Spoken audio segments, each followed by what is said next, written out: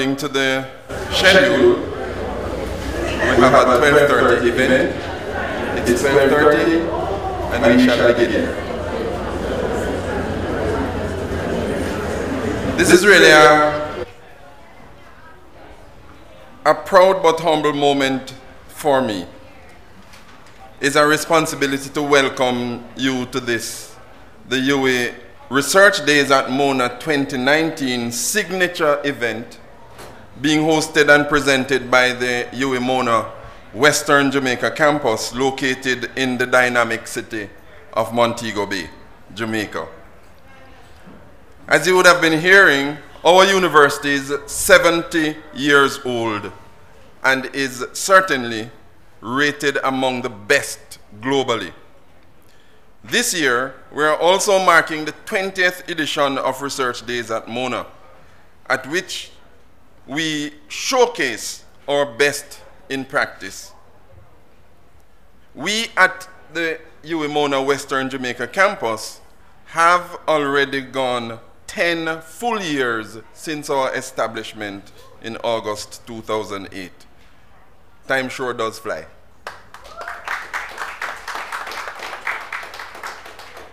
So we are very, very pleased to have been at the forefront of the changing lives and transforming communities across Western Jamaica, generally speaking across this country.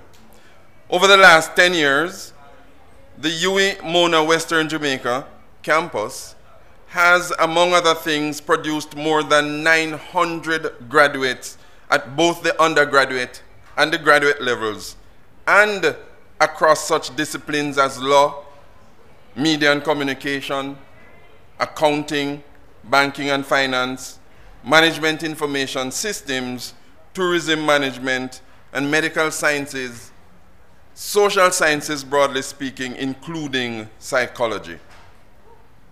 We won't boast about the many achievements over the last 10 years.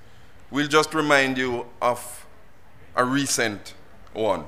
Our School of Nursing in Montego Bay, for example, has been voted the LASCO NAJ School of Nursing for the last 4 years. And the Nursing Student of the Year has come from our campus for the last 3 years. Our partnerships with education, business, and civic organizations, they're growing stronger and stronger each year. So it is within the tradition of UWI's excellence and our culture of success that I welcome you individually and collectively to this event. But I must extend special welcome to the students of 2 institutions out in St. Anne. Please put your hands together and welcome those who have traveled specifically for this event from St. Anne, Monique Teachers College and Ochores High School.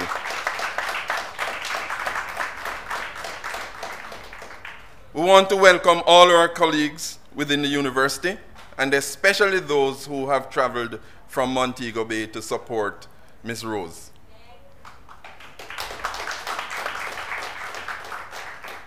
We want to welcome those from other institutions, special guests, students, and those who are joining us via live stream, certainly in one of our rooms in Montego Bay, and of course on the World Wide Web at Mona TV. Thank you for coming and thank you for supporting us. For those of us who don't have a program, my name is Patrick Prendergast and I'm the campus director. I have always maintained that like other universities in other cities across the world, we at UWI Mona WJC must see ourselves as the drivers of development within the city. What that means is that we must be at front and center of providing instruction and direction for the future of the city in which we're located. That is why we have been so strident in embracing the many opportunities for research, for understanding the culture of our people, and applying new knowledge to the evolution of our city and our region. That is why we have started, for example, the annual Sustainable Cities Symposium as a platform for reimagining Montego Bay as a city of greatness, a city of success, a city of modern, adaptable, and resilient ways, a city of technological innovation and application. Our campus must be at the forefront of finding solutions to our problems. That's a critical role that universities must play. We at UWI Mona WJC, celebrating 10 years of establishment, we have been and must continue to play a major part in the transformation, even as the campus itself seeks to provide greater access and alignment to higher educational opportunities. This 20th edition of the UWI Research Day at Mona gives us another opportunity to highlight the initiatives and outcomes of our partnership for social and economic development. If you have a chance, please do take some time out to visit our booth in the thematic area covering law, governance, and society. Ours is what I love to call the zone of success-filled opportunities. Some people call it something else. Today's topic for discussion is scamming na done, the psychology of crime in Western Jamaica. We've had studies done on the impact of crime on the economy, the financial burden of crime, all usually related to economics. And while we've had other studies looking at social and cultural life, generally speaking, across the region, it is rare that we have a discussion centered around psychology and the development of our human capital. So we at Western Jamaica, as we've said, we are determined to play our part in providing direction and instruction for the development of a wholesome, smart, innovative, responsive, and resilient human capital and city. And today's discussion is part of that. We have with us our colleague, Miss Georgia Rose. She is part of our mission. She has embraced the mandate of promoting a culture of success. She holds fast to our values that include student-centeredness. And though today she's slightly under the weather, she is here as our standard bearer for our first signature public lecture at the UWI Research Days at Mona. Georgia Rose is a strong, strident, and vocal believer in and advocate for the values of play to the development of healthy and successful children and society, and is therefore always seeking to be engaged in anything, I almost said everything, anything that will get people to have a deeper understanding for the concept of play and its impact on the physical, cognitive, and socio-emotive domains of early childhood development. There is a relationship between crime, violence, enhanced security measures, and our social and cultural ability to play. Ms. Rose is a clinical psychologist who specializes in learning disorders and can be found on any given day at any of multiple sites and organizations across Western Jamaica, fully engaged in matters to do with mental health, education, and early childhood development.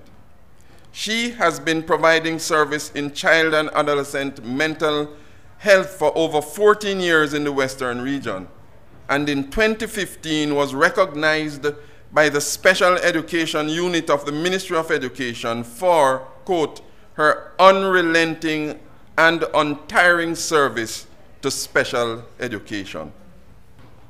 She sits on the board of the Peace Management Initiatives of St. James, is a consultant on the Ethics Review Board for Kidney Transplants in Western Jamaica. She is the co-chair for the St. James Red Cross and has conducted numerous psychosocial support training across the Caribbean on behalf of the International Federation of the Red Cross Disaster Mental Health Unit, especially with a focus on the impact of trauma on children and adolescents.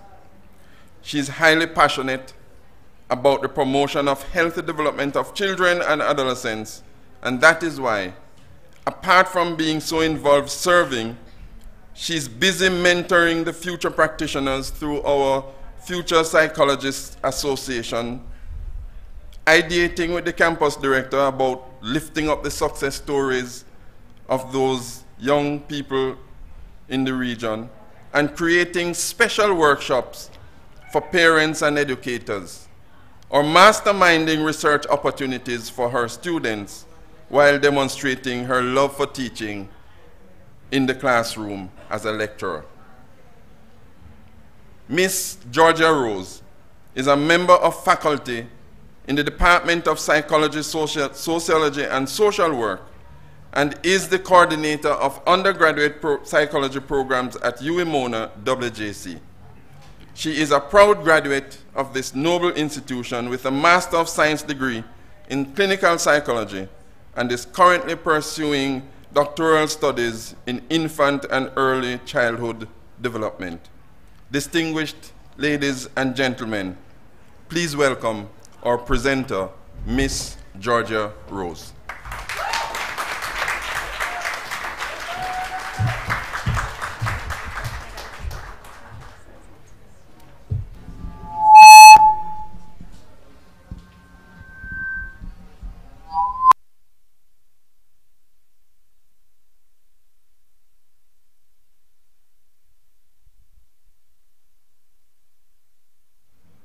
It's on?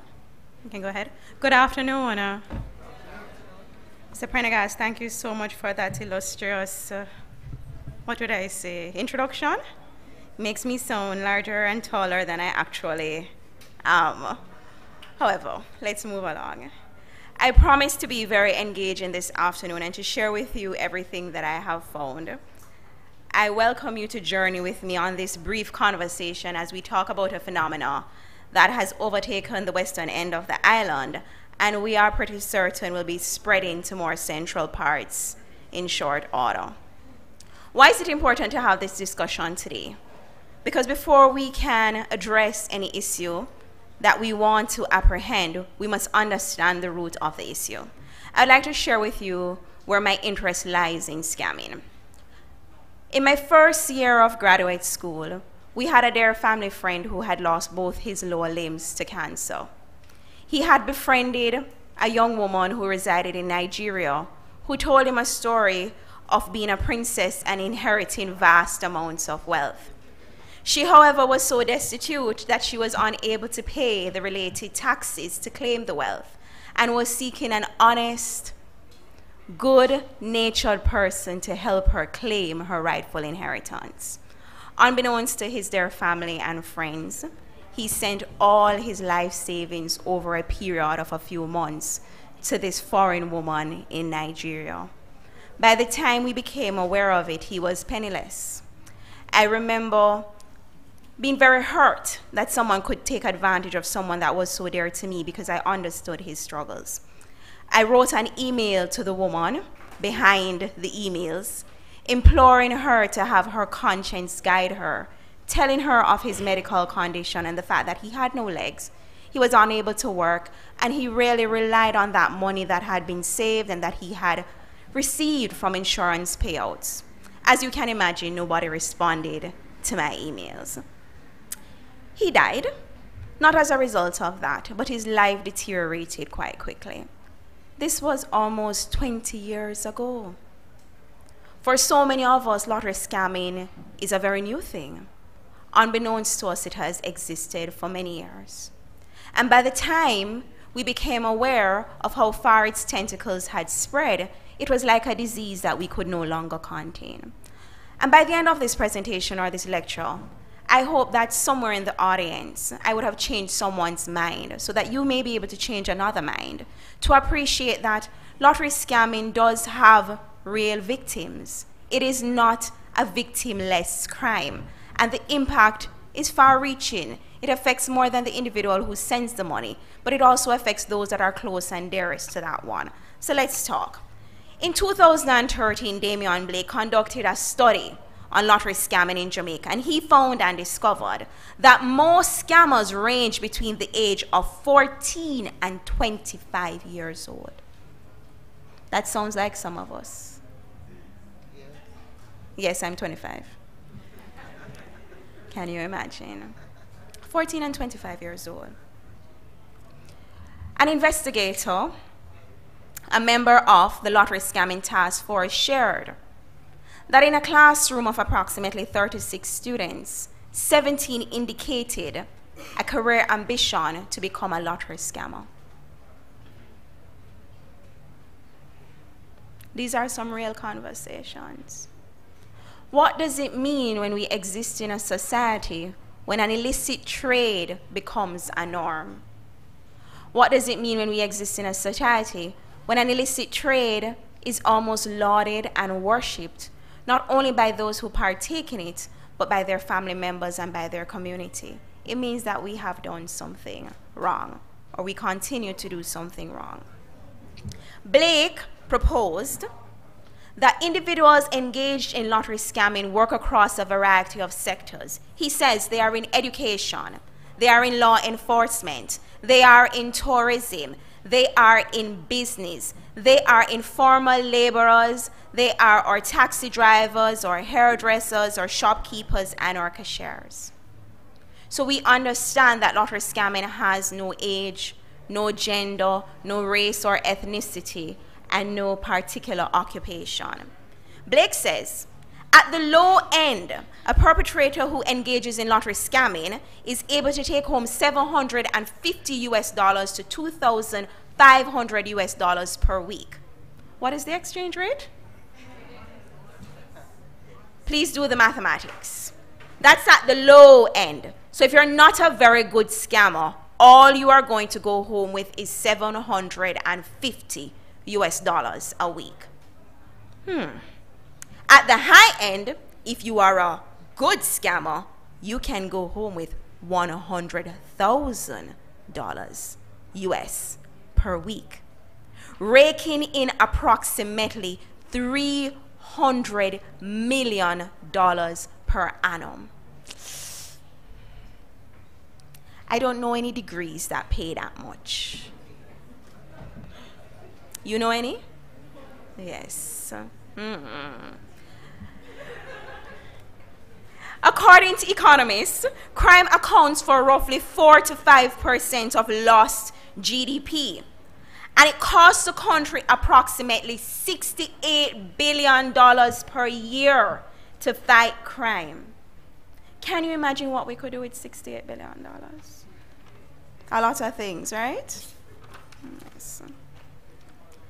Over the past 2 decades, the lottery scamming trade is estimated to have benefited its players in excess of $1 billion Jamaican dollars each year. It has surpassed the illicit drug trade in its contribution to the informal Jamaican economy. But as efforts to curtail the trade have increased, the trade has evolved. It has moved from emails to phone calls to even social media networks. And whether or not we want to acknowledge it, lottery scamming has become the new drug trade. And we are nowhere close to putting a dent in the activities of scammers. In 2015, 89 cases were brought before the courts for charges related to lottery scamming. In 2016, that figure fell to 75. In 2017, we saw a further reduction of 47 cases before the courts. But in 2018, we saw a rise to 69. Is the number of cases before the court an indicator of a decline in scamming? What do you think? Or is it an indicator that our scammers have become more sophisticated at eluding law enforcement? I think that sounds more like it, because it's very much like a drug. Former Minister of National Security and Justice said that 50% of all murders committed in Western Jamaica may be attributed to the spoils of lottery scamming. So we recognize why it is important that we appreciate lottery scamming and its impact. Let's step away from the figures and talk a little bit about the psychology. Why do individuals choose to engage in any illicit form of activity? We understand without a shadow of a doubt that there are a multiplicity of variables that contribute to people choosing particular means of obtaining wealth. But I want to put forward certain psychological theories, and I want to intersperse it with some anecdotal evidence of my experiences as a clinician in Western Jamaica. When I was a student here at Mona, we would do an internship during our graduate program, and I was placed at the Bellevue Hospital. And one of the strange phenomena in mental health is you would have a client who would come in for a brief psychotic episode secondary to substance misuse, for example, marijuana. And you would keep the client in hospital for approximately 14 days, 2 weeks. And the client's symptoms would resolve, and you'd send the client back out in the community. What would happen when they would go back in the community? Why would they relapse? Everybody else is smoking weed, and someone is going to give it to them. So the very same client that you'd have seen and sent home 2 weeks ago, by the end of the month, that client would return for treatment once again. One of the biggest challenges we face in mental health is convincing such clients who have sensitivities to marijuana that it is in fact a drug, because the mentality is that marijuana is not a drug, it is a herb. It can heal the nation. And because it is a herb, it should not be likened to things such as cocaine or heroin. When you would ask some of our clients, you do drugs? No, sir. You smoke weed? Yes. They're two different things. In the same breath, when we meet our young people who are found to be guilty of engaging in the illicit lottery scamming trade, it is difficult for them to make the connection that lottery scamming is actually a crime. Because for so many, it is not a crime. It is an illustration of their wit and intellect and the foolhardiness of the persons who so easily part with their money. I would like to quote a very popular Jamaican artist who says, "No rob Jamaican, don't buy gun for kill man. Foreign exchange is good for the country. Them call it scam, me call it repatriation." Anybody knows that song? Who sings it? Vibes Cartel, the one and only. Yes.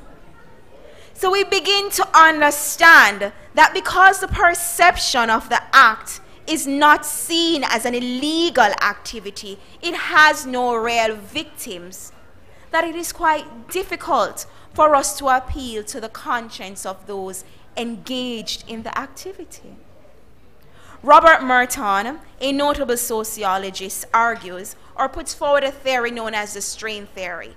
Merton says, an individual strives to meet the goals that have been established by the society. Each society sets rules and standards of what it means to be a successful man and a successful woman. Merton proposes that when an individual gets to the place where they are unable to acquire, when they're unable to acquire the results of that particular success because of deficits in their resources, they feel compelled to engage in illicit activities that we call crime. crime is not a new phenomenon. Crime has always existed. If you read your history books or your archaeology or any study of history, you will come to appreciate that deviancy is a normal part of society. It has always existed. As societies evolve, and people engage in deviant behaviors. The reason behind the deviancy is what we are intrigued by. Now, Merton argues that because we position the individuals within our society to fail, then we set them up to choose a life of crime.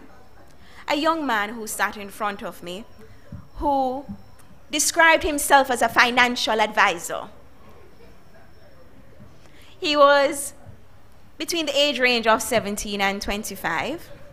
He had 2 palatial mansions, a fleet of cars. He had a gold phone. He wore heavy chain, the most obvious name brand. And him said, Miss Rose, you need a new phone, man. You need to step up in a life. And he was sent to me by a physician because he was experiencing marked anxiety. And his anxiety surrounded the fear of being poor. And he explained to me, he says, when I dial the numbers, because we don't call it scamming, you know, we call it dialing. When I dial the numbers, Miss Rose, and I collect a food, I don't need to rob you. Good point. So scamming makes you safe. Good point. And I can go to the supermarket and I don't have to worry about the price, Miss Rose. Because I can tell the cashier, keep the change. And I don't have to worry about the bill that JPS can send because I burn the AC all when it cold. And I can burn money if I get chilly. And I don't have to worry about how my daughter or my son go to school. And when I walk on the road, I get props. And nobody now look upon me like say, me no important. People call me boss. The psychology behind the engagement in the lottery scamming is more important than any crime fighting measure that we might put in place. Because if I collect $1,000 every day, there's very little that you can do to deter me from engaging in that act. Because it simply means that I will have the power that the financial means provide to shift my location and stay far from you. My desire to be seen as a boss in my community, my desire to be the object of desire of everyone else around is being fed by my engagement in the crime. You would have to provide a measure that is going to replace the gains that I receive from engaging in lottery scamming.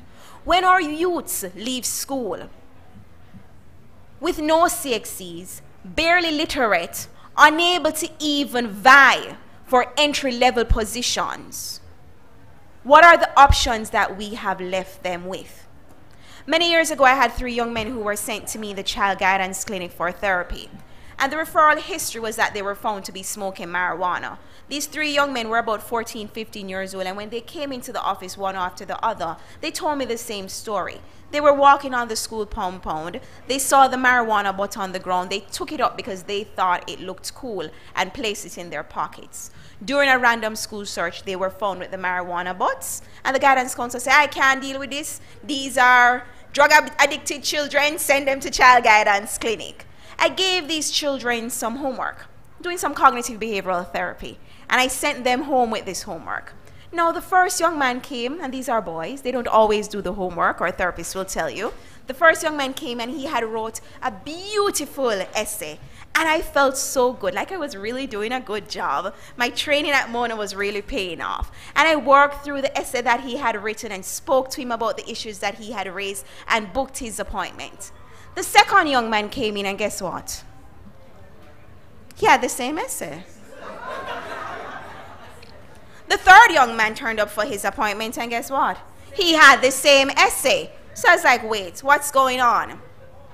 None of the 3 young men could read. They paid a girl $100 to do the homework, and being smart, she collected her $300 and wrote the same essay. You know what the problem with that was? They were all in grade 9. So if at grade 9, approximately 14 years old in our secondary system, we have 3 young men who have not achieved basic literacy, what are the expectations that we have of them? This is what Merton was speaking to. At the end of their 5 years in school, really just warming benches and chairs, we expect them to apply for admission into colleges and universities that they do not qualify for. They probably won't even pass a heart entrance test. But then we want them to be able to afford a family, pay bills, and be meaningful contributing members of our society. This is what Merton speaks to. When the demands outweigh the resources and the abilities, we back people into a corner and we make other means of survival more attractive. If you speak to our educators at the grassroots and the ground level, there are many children in secondary schools who cannot read and write properly. So clearly, something is wrong. We have put a premium on academic excellence that has surpassed the basic abilities of many of our children. When I went to school at the primary or prep level, they taught us how to add and to read. And we spent most of our days learning to add and read. Now we want our 10-year-olds and 9-year-olds to do so much more than is actually necessary for their age. So what happens is that the children who are not at that capacity, they get what? Left behind. And because you are 12 years old, you must go to high school. Nobody stops to say, but you're not at the level for high school. And then we recognize that there is a problem. We put a reading class in high school. But as one young man said to me, Miss Rose, I'd rather be known as the bad boy than the dunce boy, and I got no reading class. If people know say me can't read, I better me get trouble morning, noon, and night. Because nobody not go bully the bad boy, but then we bully the dunce boy. So you have an appreciation of what our youths struggle with. Within Western Jamaica has the most informal settlements.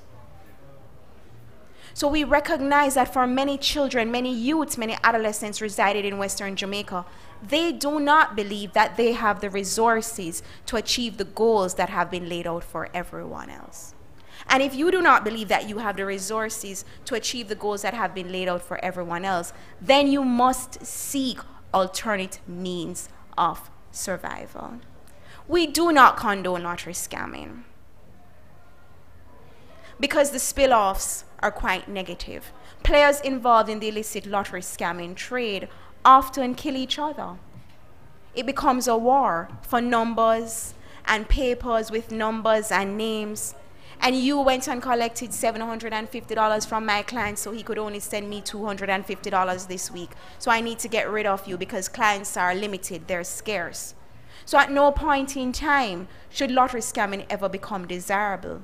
But we need to appreciate what engagement in lottery scamming means for the people who participate in it. It gives them a way of life. For many of them, it means that I have power, I have freedom, I have opportunities. I no longer have to worry about putting meal on the table. Many of us have privilege. So we really don't begin to understand the concept of poverty and need and want. Even if we might tell stories of our parents struggling or growing up with things being very tight, very few of us understand what it means to be hungry for days and not having any other alternative or resource. So when an individual finds an opportunity that is going to provide him with the financial means to arrive at his end, and when in his opinion that allows him to equate with the successful members of a society, how do you encourage him to not engage in such an act? So let's move on to some recommendations. If we appreciate that lottery scamming is fueled by individuals within the 14 to 25 years old age group, it therefore means that our interventions must target individuals within the 14 to 25 year group. We must appreciate that interventions that come at the end are more likely to fail than interventions that start at the beginning. 40% of all Jamaican households are female single parent headed, which means that from conception and birth, from our antenatal clinics, we need to be present providing parental support for these families that are about to begin. When our children enter school, it is our responsibility to ensure that we understand what their individual abilities are. We have to step away from looking at people in a collective group and having collective expectations.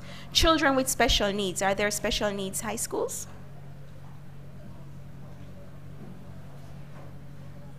Are there special needs programs in universities? Are there places in organizations for individuals with disabilities?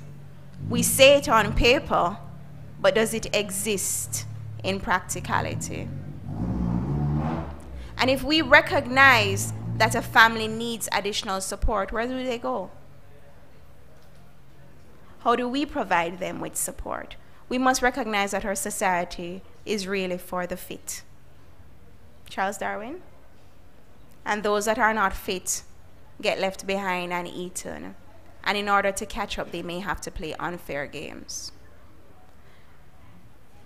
The Adverse Childhood Experiences study tells us that interviews with 90% of dangerous criminals demonstrated that they had adverse childhood experiences. When we speak to our youths engaged in criminal behavior, they often tell similar stories of neglect, abuse, and just downright hurt, pain, and devastation. We have 4-year-olds who recount stories of murders and other horrendous crimes, and there is no meaningful intervention that follows through. We're quite a reactive society. We always like to jump in and give a hug and say, hush, don't cry. But it would be much better if we were a preventative society, if we were able to identify our children and our youth who are more at risk and provide them with more opportunities to become the best of themselves that they can possibly be. Humanistic theorists in psychology propose that all human beings ultimately want to be good people and start out trying to be good people, but because of their experiences in life, they may not necessarily become the best that they were meant to be or wanted to be. If we're able to appreciate that people inherently are good people, if provided with equal opportunities, which might be quite a utopian concept, but the reality of life, then we're able to appreciate that if we make the right choices early on, then we're better able to prevent people from getting involved in the lottery trade. Because like the drugs and the guns trade, once people start, it's very hard to stop. Once you have become accustomed to a particular lifestyle, it will be very hard to scale back and return to a previous existence that was less enticing, less favorable. So if we recognize that it is critical that we provide meaningful interventions at the earliest stage possible, we are more likely to see success than if we try to reform individuals that have already entered into lottery scamming. So, lottery scamming must done. Thank you so very much.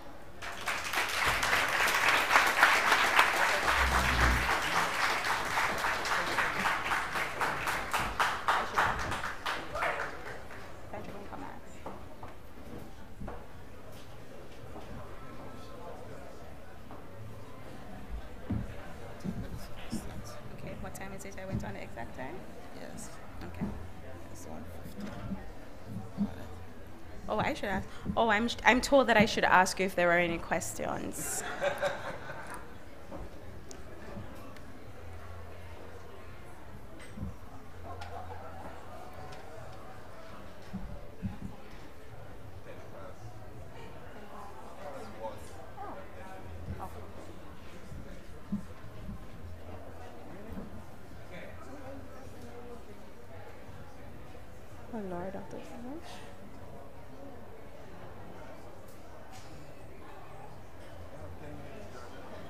Okay.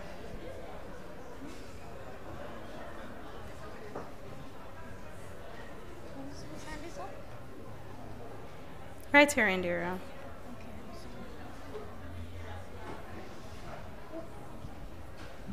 Just want to know, what do you think about persons who are involved in the lottery scamming, who have subjects, Yes. you know, they left high school with 7, 8, so, you know, GCE, CXE. Right.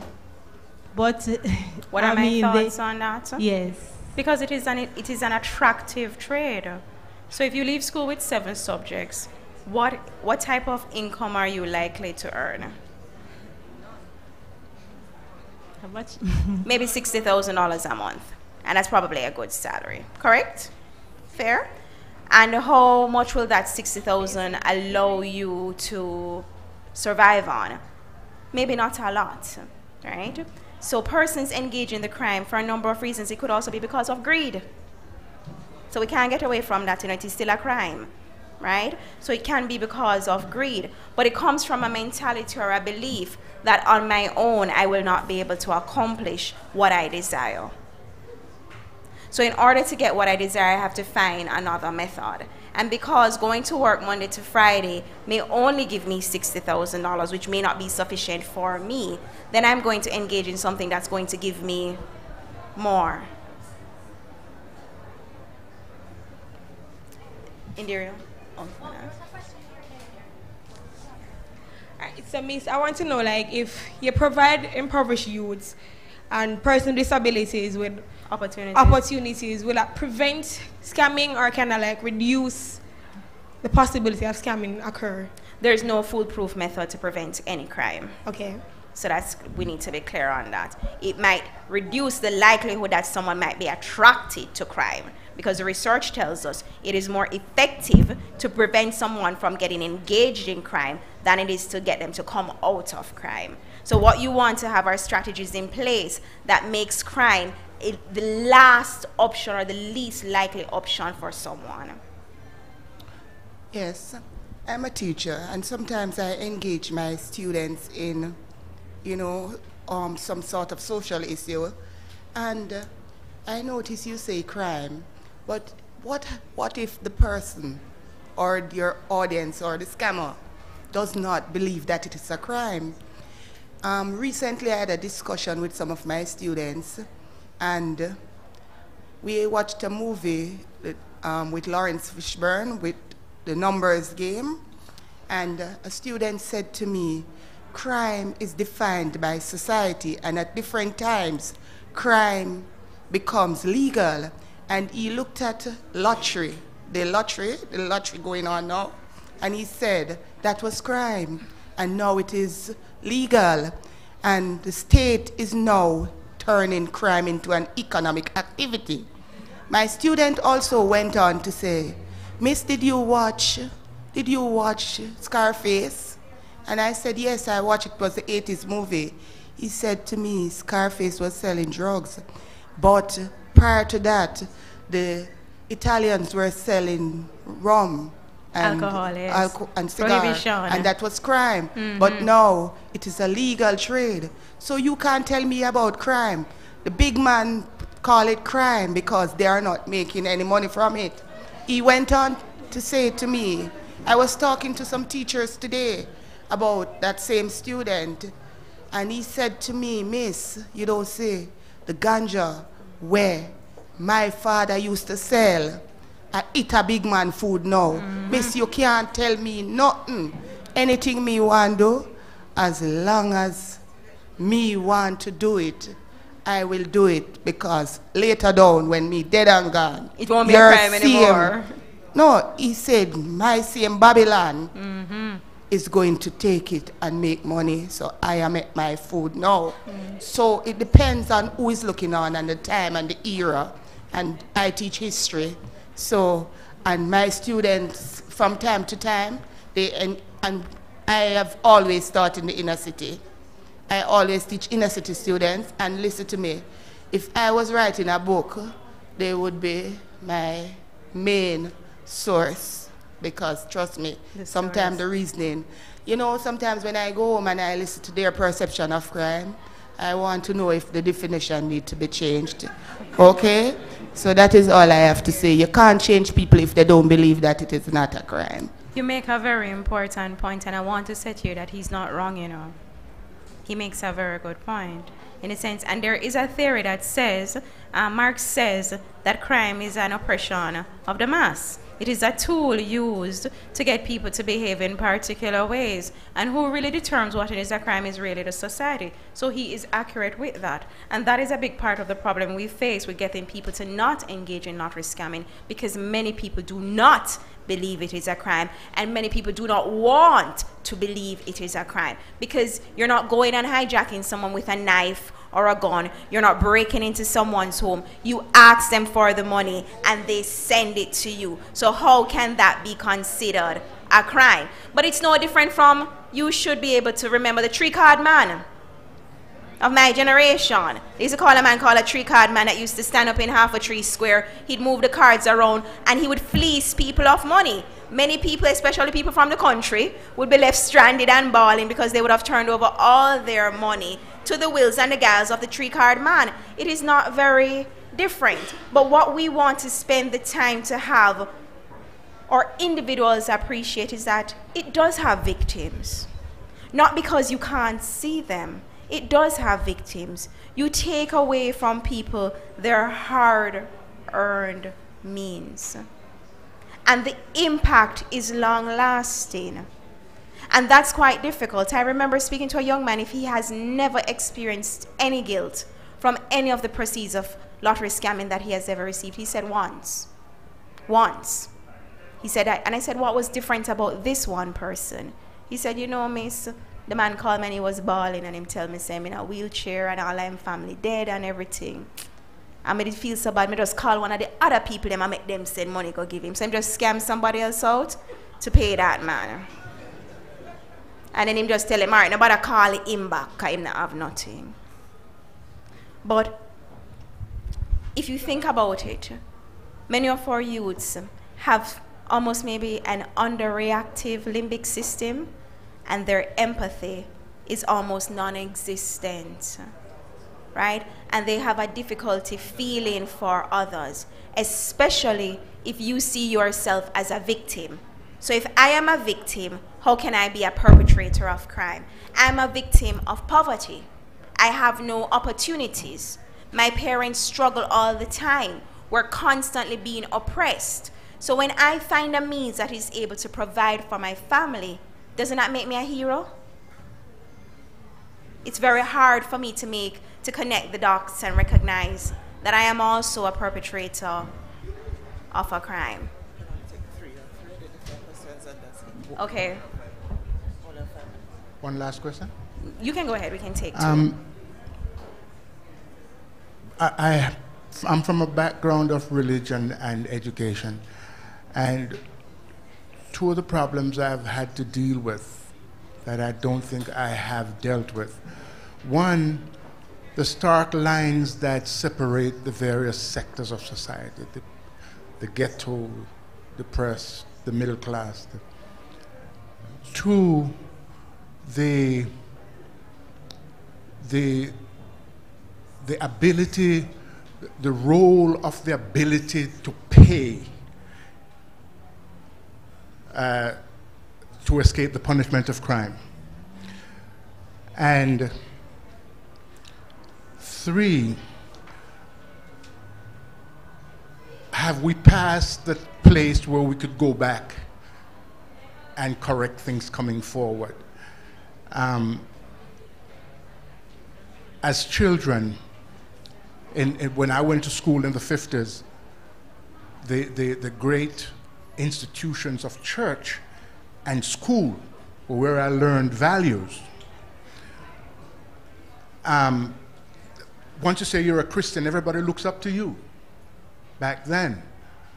And I don't want to go into the litany of events that really shatters that perception these days. But children are taught to look up. This is the guy from your cousin neighborhood that became prime minister, a minister of government. This one is a corporal or an inspector in the police force.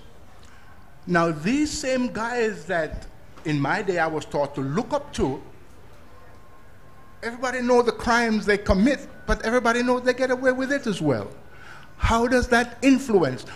How does that the influence of the church and the school, and that kind of influence of the ability to escape, you do the crime but don't do the time. How does that impact us? How are we going to get out of this vortex? Yes. That's a good point or a good question. Remember that we're creatures, we're social beings, and we learn to be human through our engagement with other human beings. So if I live in a community where there's someone who is involved in an illicit activity and they seem to be thriving, how can someone outside of the community convince me that that's not the way to go? It's the same conversation when we say marijuana might cause schizophrenia. People respond and say, but I know people who've been smoking for years and there's nothing wrong with them, so there's something flawed in your argument. So you make a very good point. So many persons involved in illegitimate gains thrive in our society, and everybody knows or everybody suspects that what they're doing is illegal, but they seem to be having a better life than everyone else. So it's very hard to sort of have that conversation when the role models are not being punished. So you're quite on point with that. Right. Final question, I'm told. Wait. I'm at a loss at times when I hear politicians speak of scamming as though it is a legitimate response to providing an economic good. Would you say that scamming is a shift from political patronage? Would you see it as a replacement for political patronage? And if that is so, how do we hold our politicians accountable? In my research, there was an argument that said that scamming is actually a shift from political patronage. That when crime and violence started in many of these disenfranchised communities, it was funded by rogue politicians.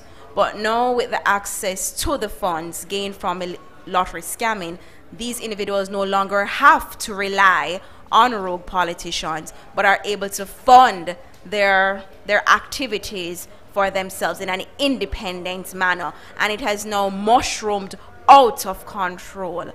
How do we hold people accountable for that? It's quite difficult, because whose responsibility is crime and violence?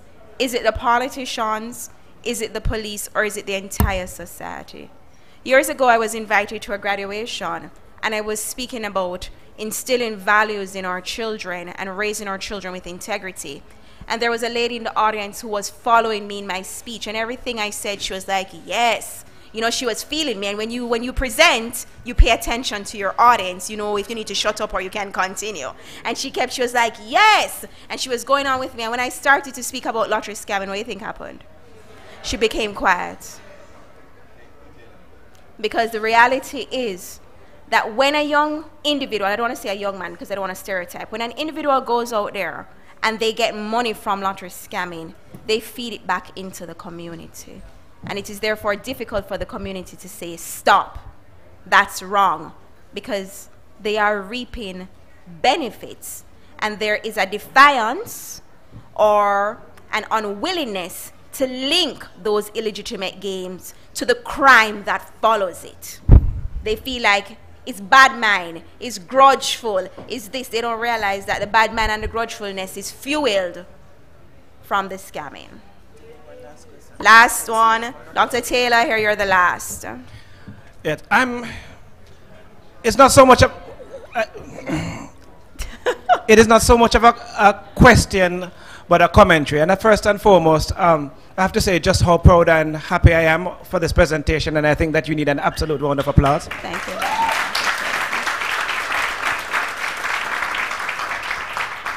Thank you, Dr. Taylor. There is no simple, holistic, or individual type of explanation. This thing called scamming, as part of this larger phenomenon called crime, is something that has a whole range of owners. One of the good things about all of these things when we look at the data relating to crime is that the overwhelming majority of people who are involved, who have these things which we call the antecedents of crime, you know, the social indicators, the demographic indicators, etc., absent parents, not doing well in school, and all of those things. The majority of persons who have that profile are not involved in criminal activity or this kind of criminal activity. And it might surprise you, but you need to be thankful that it is a very small minority that gets pushed over the edge. And the research is very clear. You have a number of things. I wanted to address the historian, where she is. She left. She left. Right, because it is also very true, that what is defined as crime is pretty much done so by the ruling class. It's a fundamental Marxian kind of argument. However, there is a basic rule that we like to put in our one-to-one socialization. And as surprising as it might sound, it's very simple. And I'm not pushing religion here or Christianity, right? But one of the hallmarks of something being a crime is whether or not individuals being involved in that kind of activity, if everybody got involved in that activity, would it be harmful to society on the whole, right? And so thus, when you talk about slavery or people fighting against slavery, of course, you know, the laws relating to that would tell you that if the majority of people were free at the time, then it would mean that it would not be a crime. However, if everybody were involved in scamming, if everybody were involved in a homicide, and answering the question, I know I chat too much, but I tell you, but you know, answering the question about the political ownership, sorry, Georgia, the mistake that the data might be telling you is not that they were rogue politicians. You're perhaps a little too young to remember, right? But I won't call any names. I take my own bailey myself. But there are people here in the audience who know that it was not rogue politicians that led to the devaluation of life. So in fact, while you have on the one hand the kind of Mertonian push towards acquiring material things and the kind of strain theory, etc., on the one hand, you also had the other kind of devaluation of human life. You know, it's a pity some of you might not have attended the Dying to be Beautiful conference that we put on over the years. We had a pediatrician who came from out of, you know, hosted by the psychology unit in the department, and he talked about the relationship between antisocial behavior and the media. Yes, I work in media too. And we do know, like during the 1970s, you know, as we were idolizing the Clint Eastwood kind of character, etc., while we had on the one side the labor rights and PMP saying that it's okay to kill people because some people must die, this is all that we are reaping at the same time. And thankfully, the psychological and sociological research is pointing in the direction, because let's be happy, it's a small number, a percentage of the young people at risk who are involved in that risky behavior. So if we can get the numbers down to a reasonable, you know, if we can reduce it even by 10%, we will actually reduce the crime, the scamming, and the homicides that come with it, because the police are not here to present, but they will also tell you that the scamming in Western Jamaica is fueling the homicide rate on that side as well as in the country on the whole. And so that's it in a nutshell. It's not a question, it's a comment. Thank you, Georgia, for doing this. It's in the national interest. Bless you. Thank you, Dr. Taylor. Thank you so very much. You've been wonderful. Another round of applause for our lecturer. I'm sorry that we are so rushed. But if you notice, another group is at the door waiting on us to get out of here. So it's a very complicated topic, and we needed at least another hour. So thank you, Dr. Taylor. Always welcome the spiritual reference. That's Georgia's proud head of department, and her dean is also here, Professor Tennant. Welcome. Although I'm here for the vote of thanks. So the discussions will continue. I want to say special thanks to Georgia Rose. She's a very well sought after lecturer in the West, and other professional services, clinician, and so on. Whenever there's a public lecture, you can expect the place to be full. Thank you, Georgia. Our director gave the opening remarks and set the tone for us, and I liked his explanation of the acronym. If you visit our booth, you will see we're set up as a ZOSA, a Zone of Special Operation for UE, but his definition is Zone of Success-Filled Opportunities. And so please take the time to visit our booth. Thank you so much for students who joined from St. Anne Monique Teachers College, Ocho Rios High. Thank you, audience. I can't get to go into any details, Mrs. Prendergast. Thank you for being here. Thank you, everyone. There's another crime discussion, I think, with the minister after this, so please feel free to stay. And once again, thanks for coming. Mr. Anderson, nice to meet you. Thanks for coming.